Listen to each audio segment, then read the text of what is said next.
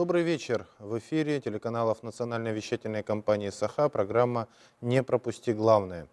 Ежегодно, начиная с 2013 года, в России отмечается День местного самоуправления. Отмечается он 21 апреля.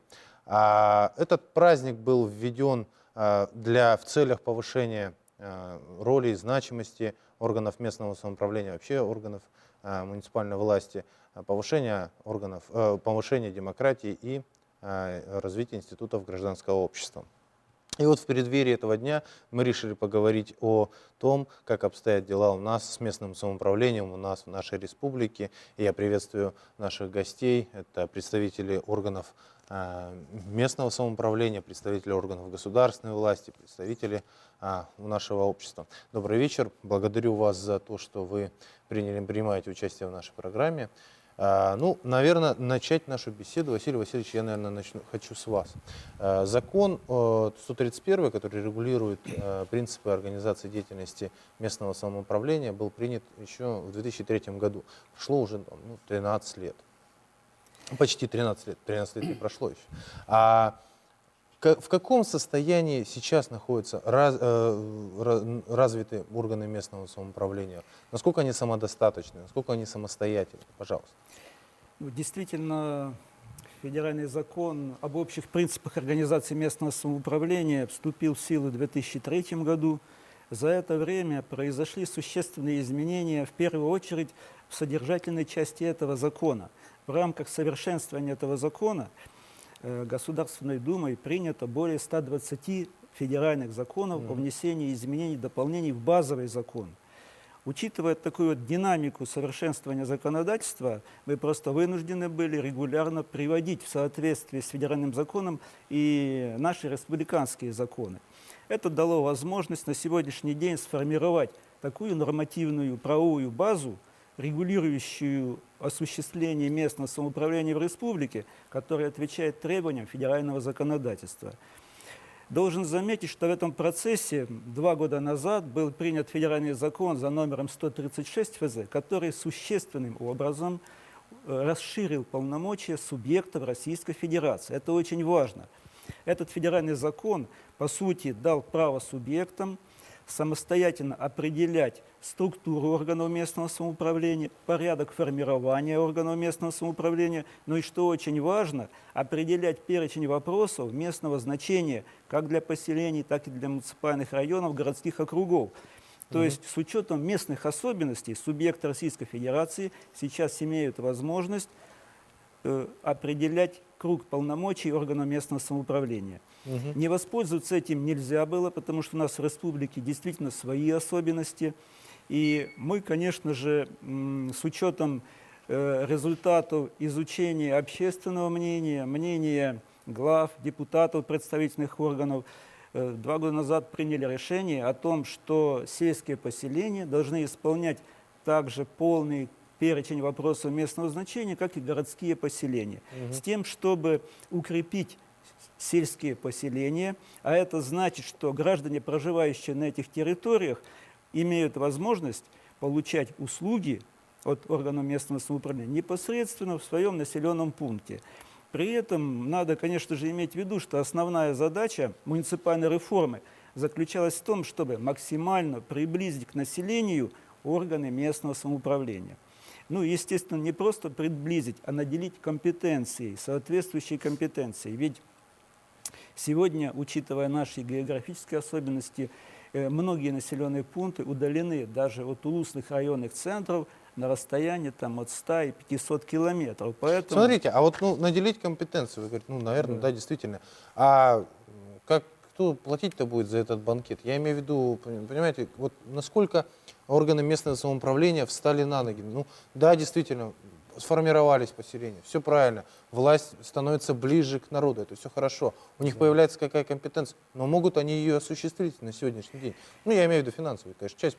Значит, здесь что надо заметить, что федеральный законодатель предусмотрел обязанность для органов государственной власти субъектов создавать равные возможности для всех муниципальных образований, независимо от наличия доходных источников. Так. То есть осуществляется своего рода бюджетное выравнивание с тем, чтобы муниципальные образования имели равные возможности. Всем сестрам по Сергею. как бы, Ну, да? что-то в этом роде. Ну, то есть, чтобы не были ущемлены права граждан, где бы они ни проживали. Либо в поселке Тикси, либо в селе Иенгра в Южной Якутии. Бюджет должен позволять гражданину предоставить бесплатную услугу, которая гарантирована Конституцией. Но должен заметить, вот по аналитическим данным, за последние 5 лет общая сумма бюджетов поселений увеличилась вдвое. То есть руководство республики, Государственное собрание Илтумен, глава республики, правительство ежегодно материальные возможности, то есть финансовые возможности муниципальных образований укрепляют. Хорошо. Ну, да, Павел да. абсолютно верно, значит, заметил, что одним из главных вопросов, безусловно, является финансовая сторона дела. Но при этом надо, наверное, уместно вспомнить о том, что в Конституции Российской Федерации понятие местного самоуправления появилось в начале 90-х годов, но оно достаточно долго не реализовывалось. Да. Вот И по вы- 2003 да, практически. Да, и вы помните о том, что в Республике Саха-Якутия также, значит, достаточно долго мы этот процесс затягивали, чтобы изучить, посмотреть опыт других субъектов. И вот с принятием 131 федерального закона в 2003 году, конечно же, и с ратификацией Европейской хартии самоуправления ситуация в корне поменялась. И вот начиная с 2003 года, с момента повсеместного перехода на местное самоуправление или внедрения этой системы, первым делом республика очень плотно начала заниматься созданием экономической базы органов местного самоуправления, передачей соответствующего государственного имущества, муниципального образования. Ну и параллельно вот шла очень серьезная работа по корректировке изменения федерального законодательства в части, значит, расщепления налоговых иных доходов бюджетов разного уровня. Ну вот, но при этом нами, наверное, сегодня честно признаться, да, Василий Ильич, что и Анатолий Ефимович подтвердит, Дмитрий Николаевич подтвердит, что с каждым разом перечень полномочий расширяется органами местного самоуправления. Я это говорю как человек, который тоже в свое время проработал в системе местного самоуправления, но при этом не все вот эти полномочия достаточно обеспечены финансово. То есть мы говорим о том, что те закрепленные виды налоговых доходов не в полной мере обеспечивают самостоятельность и полноту бюджетов муниципальных образований.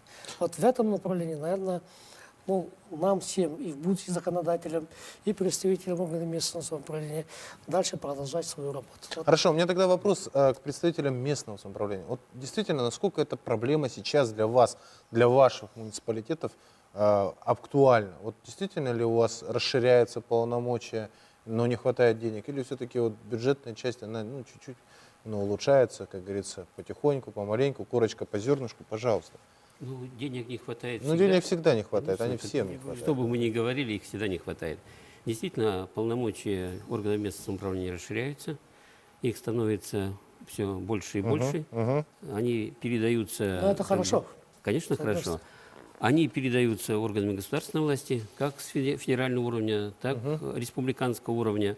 Но надо заметить другое, о том, что человеку, который живет на территории того или иного муниципального образования, ему-то все равно чьи-то полномочия. Конечно. Он в любом случае идет куда? Он всегда идет в орган местного самоуправления, потому что действительно сегодня уже говорилось, это самое близкое, орган власти, самый близкий. И поэтому, невзирая на то, чьи это полномочия, человек ведет диалог непосредственно с нами, с органами местного самоуправления. И поэтому действительно, человеку никогда не объяснишь, чьи это полномочия, твои это полномочия или не твои, и приходится, конечно, решать все вопросы. Аккуратно, выходя из этой ситуации, о том, что это не мои полномочия, надо как-то их в любом случае решать. Вот, кстати, вот в связи с этим вопрос. А как сейчас налажена система взаимоотношений органов местного самоуправления и органов государственной власти?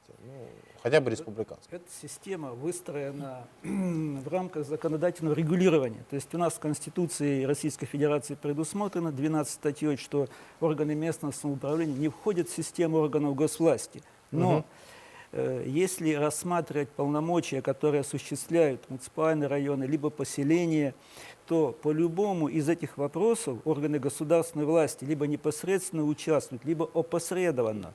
То есть законодатель разграничил полномочия в системе образования, предположим, да, но обязанность по гарантированной заработной платы – это Да, обязанность госстандарт органов тот, который, госвласти, да, а образовательные стандарты – это вообще Российская Федерация, а содержание объектов образования, да, это уже полномочия Органы муниципальных местного образований. То есть говорить о том, что муниципальное образование абсолютно обособленно осуществляет свою деятельность, так, конечно, нет оснований утверждать. Но законодатель предусмотрел деятельность и муниципальных образований, и органов госвласти только в рамках конкретных полномочий. И, естественно, успехи вот на 5-м съезде, на 4-м съезде муниципальных образований было отмечено, что успешная деятельность муниципальных образований характеризуется тем, что у нас в республике обеспечено тесное взаимодействие между органами государственной власти и органами местного самоуправления. По-другому быть не может.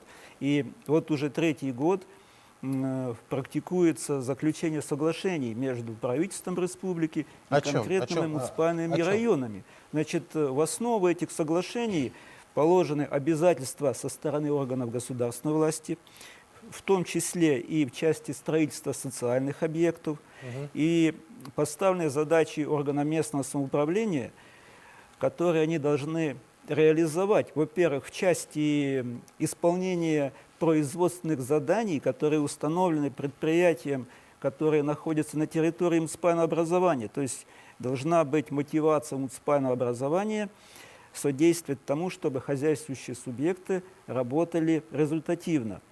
Кроме того, муниципальным образованием определяются и целевые задачи. Ну, скажем, если у нас в республике объявлен год благоустройства, значит, в каждом муниципальном образовании должна быть целевая программа по вопросам благоустройства. И, конечно же, перечень этих обязательств согласовывается с органами госвласти, согласовывается с органами местного самоуправления. Такая форма взаимодействия, она конкретизирует задачи по взаимодействию. Поэтому впоследствии, в конце года, будут подведены итоги исполнения соглашений. И, конечно же, в основу этих соглашений положены... Я прошу прощения, мы сейчас должны прерваться на короткую рекламу. Не переключайтесь, и мы после рекламы поговорим о том, насколько муниципальное образование самостоятельно.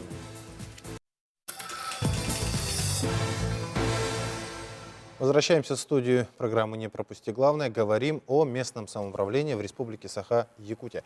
И вот мы сейчас до рекламной паузы поговорили о полномочиях и компетенции, о развитии местного самоуправления с времени принятия закона и даже с принятия Конституции. Вот мы говорили о компетенции. Насколько вам, вот я сейчас обращаюсь к органам местного самоуправления, вам хватает этой компетенции и насколько хватает денег поддержать эту компетенцию? Вот давайте, пожалуйста. Я бы не согласился там с Василием Васильевичем по некоторым вопросам. Так. По какой причине? Вот эта уравниловка финансовая, которые сказали, что вот нам выдают деньги только для того, чтобы решать вопросы. Из 39 полномочий, вот, которые возложены на муниципальное образование, у нас 39 полномочий по 131 закону. Я думаю, что не решается одна из серьезнейших проблем – это обеспечение соцжильем людей, которые малоимущие. А их у меня, вот, к примеру, 300 человек. И они каждый день приходят и говорят: давай жилье, а мы ничего не можем, потому что, ну, я так могу сказать, в правительство обращались, наверное, разов 5-6, и перед президентом поднимали этот вопрос. Люди-то идут к нам, а мы не можем их обеспечить. Люди как люди, только жилищные вопросы. Кроме этого, я бы еще хотел сказать, что... А вы против, в смысле, я хочу уточнить ваш вопрос, вы против уравниловки, в смысле? Или... Да, я не против уравниловки, понимаете, это хорошо, что деньги выделяют там, но выделяется-то недостаточно. Недостаточно? Да, недостаточно. Хорошо, вот на этом минуточку. Вот давайте теперь перейдем к другой вопрос государственной поддержки. Вообще органы местного самоуправления априори, вот согласно закону, наверное, согласно идее, может быть, в некоторой степени, высоко скажу, но тем не менее, местного самоуправления, оно должно быть самостоятельным, в том числе в вопросах финансов. Насколько на сегодняшний день можно жить местному самоуправлению без государственной поддержки? Вот сейчас, правильно сказали, не хватает даже государственных денег, которые дает государство в лице республики. Пожалуйста. Например, в нашем районе консолидированный бюджет составляет, мы утвердили 1 200 с лишним миллионов рублей. Мгм. Из них собственных доходов по налоговому кодексу, то, что нам причитается, и не налоговых доходов, чуть больше 70 миллионов рублей. Мгм. Ну, сами посчитайте, сколько необходимо нам поддержки для того, чтобы осуществлять все наши полномочия. То есть получается так, что с этими 70 миллионами рублей, которые поступают в наш бюджет в виде налоговых и неналоговых доходов, мы реально не имеем возможности полностью вот это все обеспечить. А это прежде всего содержание тех же образовательных учреждений, прежде всего коммунальные расходы, фонд оплаты труда и так далее. И получается так, что на все денег не хватает. Мгм. Мгм. Но при этом нужно уточнить, например, когда часть полномочий передается, например, на другой уровень, и эти полномочия нам Вы имеете в виду от передаются, республики, да, в муниципалитета? виде Мгм. субвенций, то получается так, что деньги, ну, какие-то источники определяются. Например, по регулированию тех же безнадзорных животных. Мгм. Ну, понятно, что здесь республика не будет этим заниматься, и логично, что она передала полномочия муниципалитетам, но при этом раньше, когда эти полномочия были непонятно определены, за кем они закреплены, дотации их не учитывали. Но когда был конкретно указано законодательно, что это компетенция и полномочия субъектовые, определили сумму, которая необходима для этого выполнения этих полномочий. И я предлагаю, чтобы по каждому видам полномочий хоть какие, но средства были заложены в наш Мгм. бюджет. Хорошо. Хочу добавить Да, пожалуйста. по господдержке, да? Мгм. У меня бюджет моего муниципального образования 18 миллионов рублей. Ну, собственно, доходов всего 1 миллион. Но только я пришел с подписания соглашения по благоустройству, Мгм. нам республика выделяет 4,5 миллиона. Ну, это существенная поддержка для муниципального образования. То есть, понимаете, то есть на сегодняшний день муниципальное образование существовать фактически без Фактически не господдержки может, не могут. Ну, некоторые муниципальные образования, но при этом есть образования, которые имеют такую возможность. Это особенно там, где имеются нормально Предприятия. функционирующие предприятия, которые, согласно законодательству, направляют Ну, это в налоги. основном промышленные. В основном муниципальные промышленные, образования. да. А все Там, где сельские развита это промышленность. дотационные, получается. Все-таки я так хотел бы добавить, да? Ну, государственная поддержка, это понятно. Есть такие, ну, сегодня год благоустройства, каким-то образом все равно эти деньги поступают, потому что по поселению. Деньги же есть, поддержка и есть. Но, несмотря на это, я считаю, что, конечно, если что-то хочется строить, все равно денег не хватает каким-то образом. Но сегодня сказали, что все-таки какая-то программа должна быть, да, по благоустройству. И я считаю, что какая-то государственная поддержка есть. Но здесь еще один такой нюанс есть. Может быть, сегодня мы встречаемся с этим нюансом. Да, вот у нас 18 населенных пунктов муниципальных образований. Есть такое свалки. Да. Сегодня, вот говорят, 89-й закон.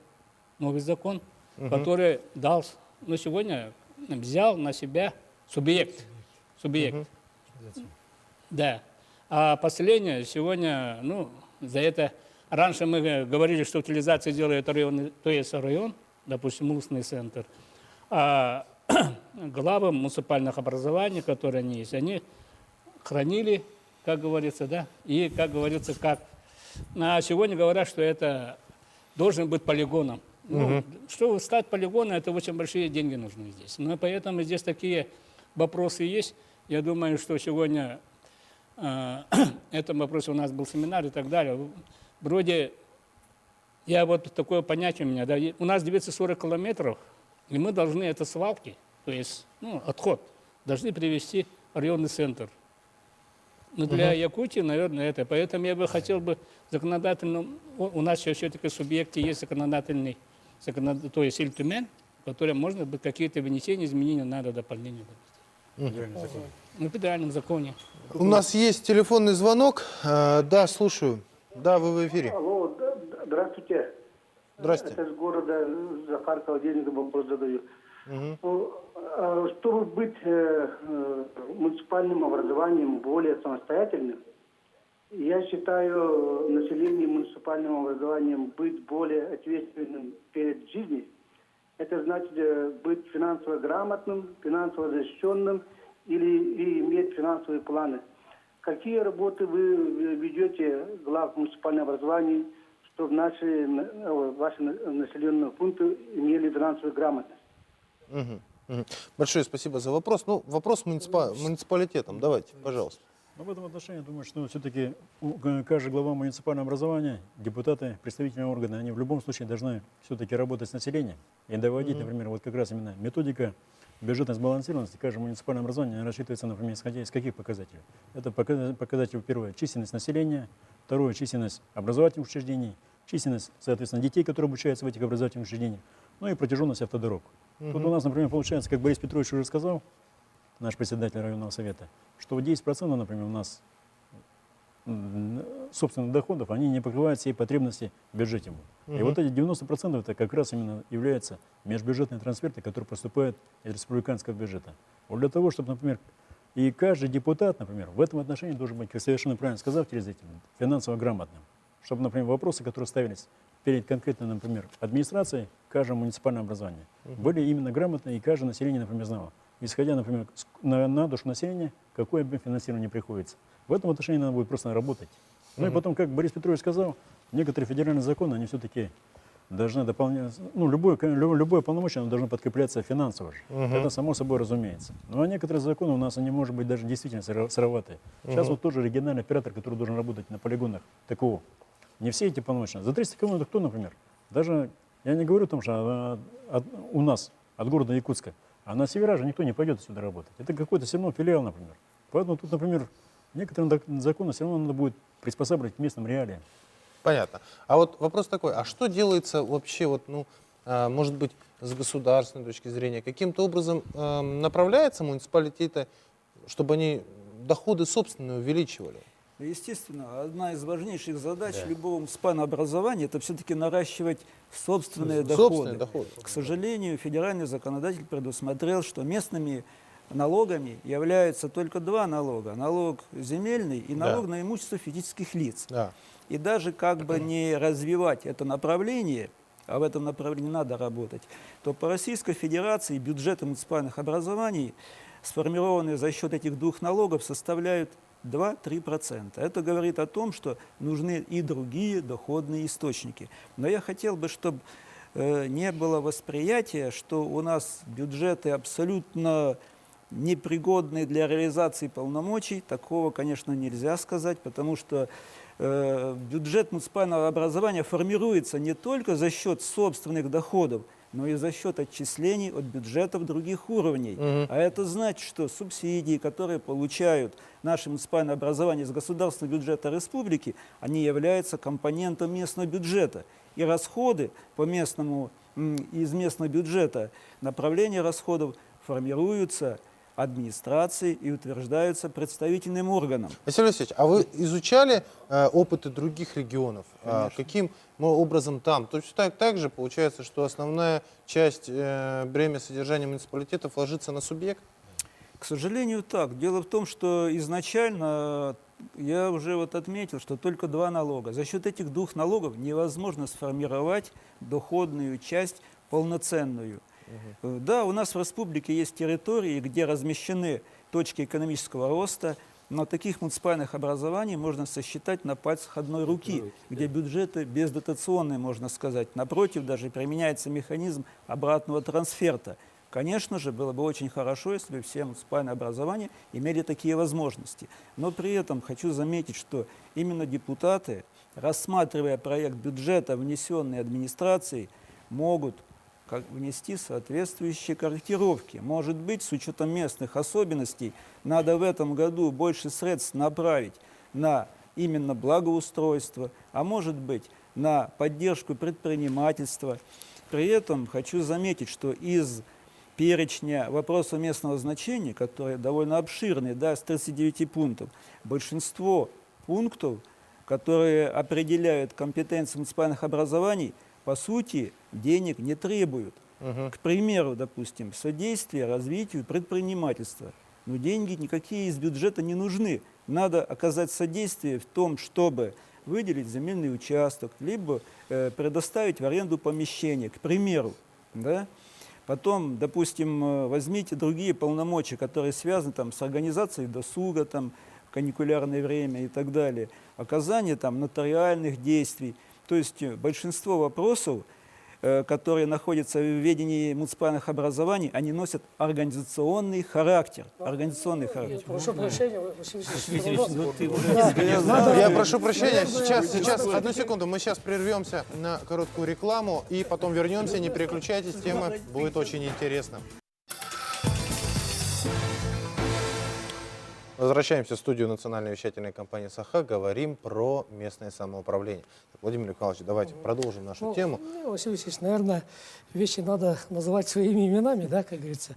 И при этом надо признать несовершенство в целом налогового законодательства страны, которое не учитывает вот как раз вот эти моменты, когда, значит, производит распределение по уровням бюджетов и отнесение доходных источников. Вот, допустим, правильно говорит, что только 2 вида налогов, они закреплены за органами местного самоуправления, за муниципалитетами.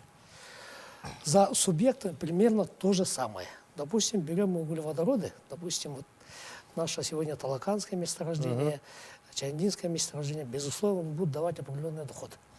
Вот оттуда будет идти только часть доходов, значит, от налога на прибыль, часть доходов, вернее, доходы, налоги на имущество юридических лиц для субъектов. А НДП, самые главные и прибыльные доходы, налог на добычу полезных ископаемых, 100%. Вот, ну, это и, значит, перечисляется в федеральный бюджет. А потом возвращается Это субсидиями, с дотациями. этого и да? все порождается. Поэтому у субъекта, в свою очередь, не имеется возможности поддержать или дать побольше финансовых ресурсов для развития муниципальных образований. А у муниципальных образований, кроме вот этих 2 налоговых доходов, ничего нет. То есть Тем это более вообще в условиях несовершенство Якутии бюджетной системы в земельный целом. налог у нас примерно составляет где-то, если я не ошибаюсь, может, я ошибаюсь, где-то составляет порядка 0,3-4% от общих доходов Республики Саха-Якутия. Вот посчитайте. И еще я хотел бы возразить в части того, что вот, предоставление земельных участков как будто не требует расходов.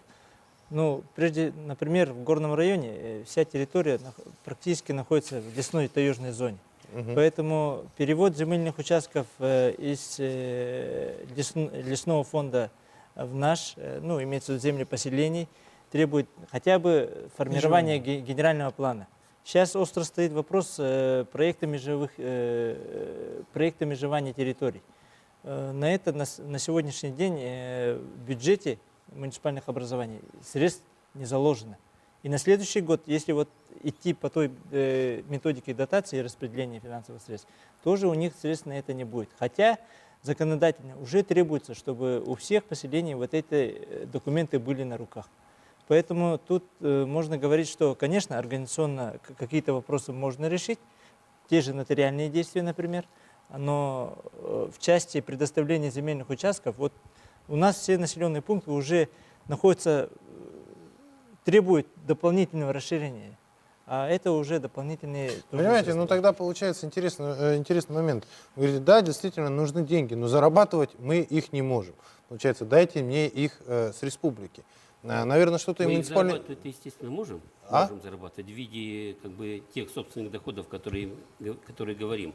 Это, соответственно, та работа, которая проводится и должна проводиться в части учета земель, будем говорить, своевременной оплаты, арендной платы, налогов, взыскания, взаимодействие с налоговыми органами. Но мы сегодня уже говорили, что это маленькая долика того, что есть. Сегодня Василий Васильевич, конечно, хорошо сказал, но не сказал о регулируемых налогах. Промолчал, а фактически регулируемые налоги, ведь основная масса налогов, которые поступают в местные бюджеты, это НДФЛ. Это подоходный. Но она в виде дотации обратно возвращается, да? Да, оно нет, оно как бы это субъектом определяется, это не федеральный, это субъектовый как бы налог, который определяется в виде как бы доли, которая поступает, например, там 40%, 30% это те, которые поступают, соответственно, в местный бюджет. И здесь, конечно, тоже местный бюджет. И вам всё равно орган не хватает. местного самоуправления заинтересован в том, чтобы наращивать, соответственно, производственную мощность, чтобы количество работников, рабочих мест увеличилось. Это потому что является своего рода каким-то дополнительным доходом в местный бюджет. Но, к сожалению, о том, что вот это отчисление от контингента этого налога, он не увеличивается, он в последнее время сократился, а он является самым таким, ну, будем говорить, значимым поступлением в местные бюджеты. 90%. И второе, вот мы опять говорим и возвращаемся к налогу на имущество, на земельный налог. Мы же видим, какая дискуссия идет на федеральном уровне, на субъектовом уровне, вообще органы местного самоуправления в части, касающейся кадастровой оценки земли и взимания Да. арендных платежей или платежей от кадастровой стоимости.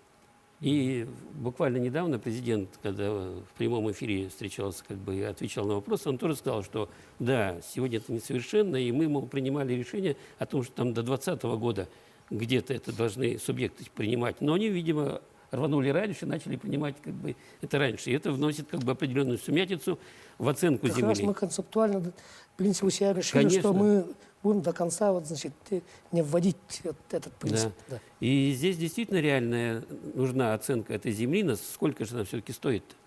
Это же наши доходы. Это Понятно. реально То есть наши проблема доходы. есть с оценкой. Да. Ну, это действительно она есть.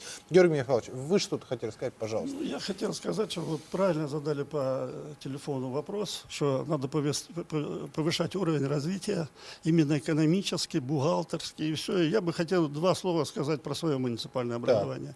Значит, у меня бюджет был 100% датированный. 100%, понимаете? А потом мы начали этому вопросу уделять внимание. Я приведу цифры только за 2015 год и 2014. В 2014 году у нас были уже сверхдоходы 27%, а в 2015 году 32%.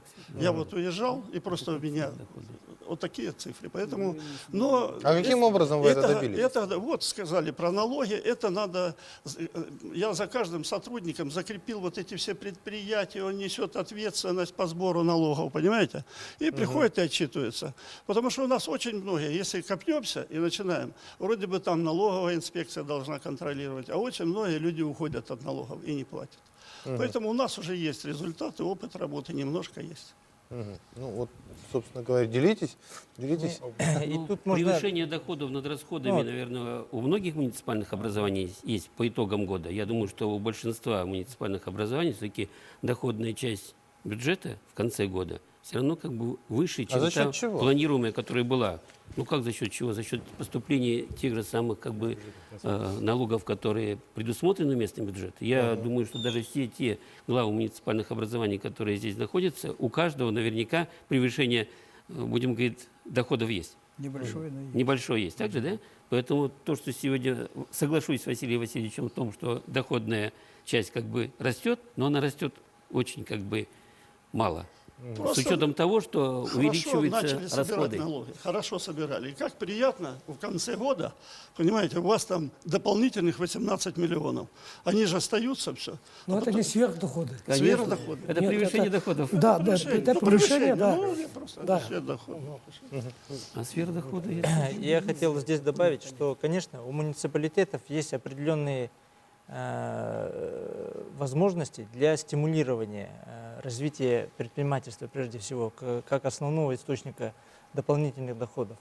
Ну, многие муниципалитеты мечтают, чтобы, например, Алроса стать акционером Алроса, как в Вилюйской группе, например. Да? Условно там разные цифры в зависимости от конъюнктуры. Ну, условно 100 миллионов рублей дополнительных доходов от участия в этой компании. Но, с одной стороны, это очень хорошо, когда одна компания делится со всеми другими. Но если так посмотреть, 100 миллионов, это означает, что если бы у нас было 100 предприятий, или 100 организаций, 100 предпринимателей, которые бы вносили по 1 миллиону рублей в доход нашего бюджета, то уже, в принципе, Алроса нам не нужна, получается, да? Вот, поэтому тут вопрос стоит в том, чтобы организовать вот эти рабочие места, но проблема в том, что нету таких вариантов развития проектов таких хороших, что можно было реализовывать Вот на теперь давайте, сельских территориях. понятно, теперь давайте поговорим о том, кто будет вот эти собирать. Именно о кадрах. Каким образом сегодня обстоят дела в обеспеченности кадрами органов местного самоуправления? Ну, опять же, вопрос, наверное, прежде всего органам местного самоуправления, пожалуйста. Ну, сегодня, если говорить, да, по образованию, глав муниципального образования, ну, я думаю, с этого можно тоже начать. Но это 2%, это, которые имеют общее среднее образование. Вот, и это и 58 человек имеют среднее специальное образование. Остальные имеют высшее образование. Это очень высокий уровень для Республики Саха-Якутия. Но насчет вот кадровых вопросов, сегодня уже идет такие решения вопросов, чтобы выпускников Северо-Восточного федерального университета как раз вот направить на работу в сельские местности. Но они не хотят. Но до этого мы знаем, что это как раз вот и земельный доктор был, и учителя как раз направлялись. И сегодня, знают, тоже вот молодые тоже имеют очень огромное желание попасть в села. Вот поэтому мы думаем, что действительно, независимо от расстояния, от огромной территории нашей республики, все-таки, если мы шагнули вперед, то и дальше, думаю, пойдем по этому решению. Ну, а вот в других муниципальных образованиях, пожалуйста, действительно, ну, раньше, знаете, заманивали большими заработками сюда. Сейчас чем вы заманиваете Но кадры? проблема кадров, она действительно есть. И она не только там в далеких, будем говорить, муниципальных образованиях, которые находятся на севере или еще что-нибудь. У нас тоже как бы есть определенный как бы недостаток в кадрах. Вот даже те как бы муниципальные образования, которые находятся рядом, я думаю, даже и, наверное, в столице республики тоже как бы такие проблемы есть. Но хотел бы сразу сказать, потому что, во-первых, уровень подготовки специалистов, которые вот заканчивают в последнее время о том, что государственное муниципальное управление, когда начинаешь разговаривать с этим специалистом, когда они приходят, и говоришь, вас на кого учили? Он говорит, на все. Ну, действительно, очень широкий круг вопросов, которые рассматривают. Раньше была специализация, если меня готовили как технаря, то я был технарем конкретным. Если меня готовили как экономиста, я был чисто экономист.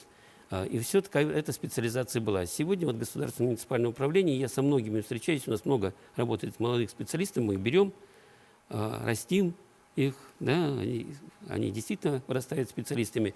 Но действительно вот на протяжении, ну, будем говорить, наверное, 5 лет, вот эти специалисты, которые приходят, они просто специалисты. Хотя у человека есть высшее образование, подготовленное образование, и вроде бы он должен быть быстро ориентироваться во всех направлениях. Но органы местного самоуправления, будем говорить... он не ориентируется? Это такая, вот, будем говорить, работа. Вот человек проснулся, сразу же столкнулся с местным самоуправлением. Так? Есть вода? Нету. Горячая или холодная? Вместо горячей та ржавая, не ржавая. Вышел на улицу, споткнулся, опять местное самоуправление. Вот так вот до всего, пока он проснулся, сходил на работу, пришел с работы и все время сталкивается с местным самоуправлением. И все это те предприятия, организации, учреждения, в которых ходят наши дети, учатся дети. Когда, значит, все это место, и везде работают специалисты. Нет, где создаваться условия должны быть. Сейчас короткая реклама, буквально не переключайтесь, и дальше будет финальная часть нашей программы. После непродолжительной рекламы возвращаемся в студию НВК «Саха». Программу «Не пропусти главное». Говорим о местном самоуправлении. Итак, мы говорили об кадрах. Насколько обеспечены сегодня муниципалитеты кадрами? Пожалуйста. Я хотел бы о своем хангаласском улусе говорить, да? Так. Вроде у нас кадры-то учителями, врачами-то есть, но есть такой средний медицинский персонал, или это говорят пришера. По 323 закону сегодня, да, мы сталкиваемся с этими трудностями, потому что всем отдаленность у нас селы, там не хватает пришеров. Ну вот это самая большая проблема, я считаю, хотя очень много выпускается, да, хотя мы создаем условия. Допустим, у нас самый отдаленный дел, да, ну, есть у нас по программе, то есть не по программе, а добрые дела. Все-таки сегодня правительство дало нам несколько строительства 4-квартирных домов и так далее того года. Вроде у нас все квартиры есть, эти есть, но у нас пришеров не хватает. Это у нас большая проблема такая, да. Но почему-то в России у нас стало очень... Раньше тоже не хватало, когда они начали выдавать по 1 миллиону рублей сейчас в России хватает. А наоборот, у нас стало сегодня вот пришлород не хватает. Вот эту проблему надо каким-то образом решать. На уровне, наверное, это правительство. Я так Ну, это считаю. полномочия. Ну, хотя не государственные наше полномочие, да? да, но это действительно не муниципальное полномочие. Но сегодня все равно. Ну, беда от наша. кого спрашивают-то? Беда наша, да? Да, спрашивают от кого? Главы муниципального образования. Вопрос подготовки кадров, он, по-моему, вообще это должен быть непрерывным. Мы должны, например, со школы уже, например, людей четко, например, дифференцированно готовить. Находим именно потенциального лидера и ведем его на протяжении, например, школьного процесса образовательного. Потом далее, когда он поступает на учебу в высшее учебное заведение, отслеживаем его и конкретно готовим специалиста для себя. И тогда это, получается, будет наиболее потребовано. Чем, например, искать человека со стороны, который придет, и как он будет работать, вот как Анатолий Ефимович наш Аксакал сказал же, мы человека принимаем на работу, он человек вроде подготовленный, имеет высшее образование, а потом еще 5 лет его натаскиваем, для того, чтобы он до зуба.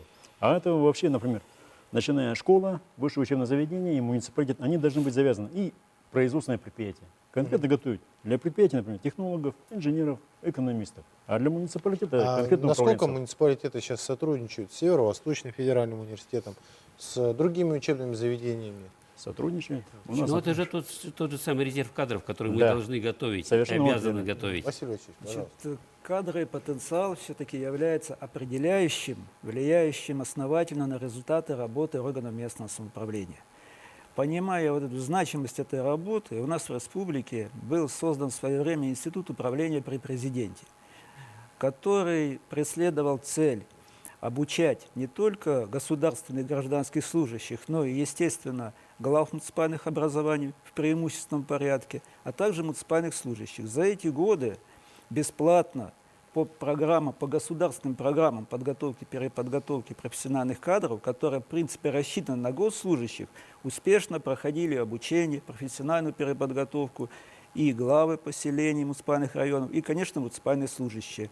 Это говорит о том, что кадровому потенциалу уделяется особое внимание. При этом институт практикует и различные другие формы обучения муниципальных служащих, выездные, дистанционные формы и так далее. Кроме того, проводятся различные семинары, которые уже стали традиционными, там, Заречной группой, Вилюйской группой и так далее. То есть есть различные системы повышения своей квалификации. И, конечно же, они востребованы сегодня самими муниципальными служащими. Что является проблемой? Во-первых, законодатель не предусмотрел никаких требований к уровню образования выбранных должностных лиц. Это значит, что главой муниципального образования можно стать при единственном условии, когда есть поддержка со стороны населения, независимо от того, есть образование высшее или вообще никакого нету. Так?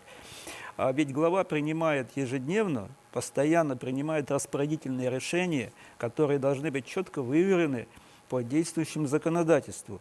Поэтому нужны, конечно же, хорошие знания, профессиональные знания, правовые знания. Что касается муниципальных служащих, к сожалению, главы отмечают, что даже молодой специалист, который приходит в администрацию, получая определенный опыт, его тут же приглашают на работу в какие-то хозяйствующие субъекты, где заработная плата гораздо выше. И поэтому даже обученного специалиста трудно удерживать. Сегодня средняя заработная плата муниципального служащего ниже, чем средняя заработная плата по субъекту по республике. Это говорит о том, что, конечно же, размер заработной платы сегодня не является определяющим. Многие специалисты, муниципальные служащие, работают, как говорится, за идею из патриотических соображений, продолжая там начатые дела. Это, конечно, очень хороший показатель. Но, с другой стороны, лучше только улучшать зарплату, чем улучшать Ну, этот показатель. естественно. Но, кроме того, значит, для того, чтобы оказывать государственную поддержку, в том числе и по формированию кадрового потенциала, у нас ежегодно формировались программы, так называемые государственные программы поддержки муниципальных образований. И там был всегда раздел «Подготовка кадров». Юрий Михайлович, вы хотели сказать по кадрам? Да. Я бы хотел сказать буквально 2 слова, потому что, да, действительно, где-то вот есть кадровый голод. У нас его нет. Вы знаете, Бестяг специфический поселок, туда пришла железная дорога. На железной дороге должно было работать где-то более 600 человек. К сожалению, ее не достроили. Но вот этот поток молодых специалистов, молодых семей, мы выделили больше 200 земельных участков многодетным семьям. Понимаете? Вот конкурс объявляли на юриста, у нас где-то было порядка 16 человек. Поэтому у нас вот с кадрами вопросов пока нет никаких. Пока нет. Проблемы есть именно в поселениях, мы считаем. Например, во многом работа органов местного самоуправления зависит от уровня подготовки кадров на местах. Республика большая, и на самом деле от того, как подготовлены кадры в поселениях, очень много зависит. Это показательно, например, на том же конкурсе по благоустройству. Да? Из 400 с лишним муниципальных образований, только 100 муниципальных образований получили эти 4,5 миллионов рублей. И тут очень важную составляющую это была именно подготовка документов, что напрямую зависело от подготовки кадров.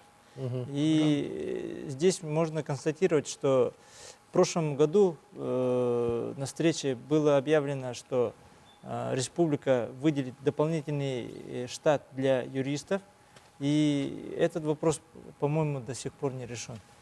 Хотя было бы серьезным подспорьем для того, чтобы готовить соответствующие правильные нормативно-правовые акты, которые во многом определяют работу местного самоуправления. Понятно. Ну вот теперь давайте, немного совсем у нас времени осталось нашей программы, говорим о том, насколько граждане, которые проживают в ваших муниципальных образованиях, вообще насколько у нас население активно участвует в вопросах местного самоуправления.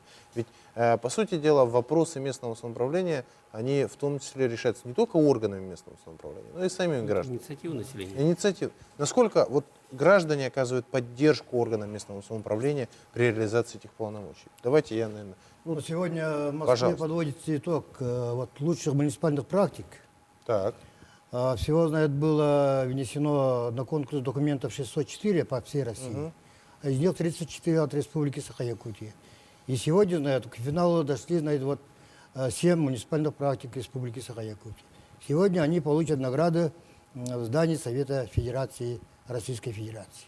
Но вот эти лучшие практики ниоткуда-то с неба свалились. Это как раз и инициатива жителей муниципального образования. Но они практиковались вот, в городе Якутске, да, и в других населенных пунктах нашей республики. И сегодня, знают, вот эти главы в Москве получат эти свои награды.